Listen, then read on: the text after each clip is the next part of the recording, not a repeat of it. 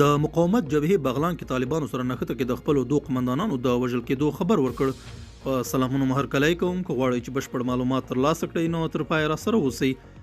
د طالبانو د حکومت خلاف د احمد مسعود په مشرۍ د مقاومت جبهې په بغلان ولایت کې له طالبانو سره جګړه کې د خپلو دوه تنو قمندانانو خیر محمد خیرخوا اندرابي او غازي مرادي د وژل کېدو خبر ورکړی دی. د یاد جبهې ویان صبغت الله احمدي تېره شپه د ډسمبر 26 چې د مرغومي له 5 سره سمون خوري په خپل ټویټر باندې لیکلي چې طالبانو تېره ورځ په اندراب ولسوالۍ کې د قمندان خیر محمد خیرخوا په مرکز د پل حصار له سیمو پراخ بریدونه کړي وو. نوموړي زیاته کړې چې د مقاومت جبهې یا د کسانو مقاومت وکړ، خو په خبره یې د مهماتو د خلاصېدو له امله له طالبانو سره په جګړه کې وژل شوي دي.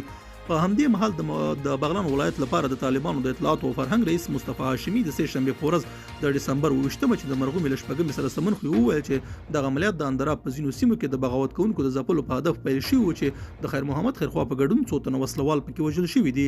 هاشمي زیاته کړې چې تر دا مهاله د مقابل لوري د وژل شوو کسانو دقیق شمېر څرګند نه دی، خو په بغلان ولایت کې سیمه ییزې سرچینې وایي چې د تیرو 2 ورځو په نښتو کې شاوخوا د مقاومت جبهې 25 تنه وسلوال وژل شوي دي. په همدې مهال د مقاومت جبهې مشر احمد مسعود د بغلان ولایت په اندراب ولسوالۍ کې له طالبانو سره جګړه کې د خپل قمندانانو وژل کېدو ته غبرګون ښودلی او ویلي دي چې د یادو کسانو غچ به له طالبانو څخه واخلي. د افغانستان ژغورنې مقاومت عالي شورا چې له دغه هیواد څخه بهر فعالیت کوي هم په اندراب ولسوالۍ کې د خیر محمد خیرخوا وژل کېدو ته غبرګون ښودلی او طالبان د جګړې او وینې تویولو عاملین بللي دي. د جمعیت اسلامي ګوندغړي او په تیر حکومت کې د بلخ والي عطانور هم ادعا کړې ده چې طالبانو په اندراب ولسوالۍ کې د مقاومت جبهې یو شمېر وسلوال کسان هم نیولي دي. ښاغلی نور چې اوس مهال له افغانستان څخه بهر ژوند کوي له طالبانو څخه د یادو بندیانو د ژر تر ژره د خوشي کېدو غوښتنه کړې ده.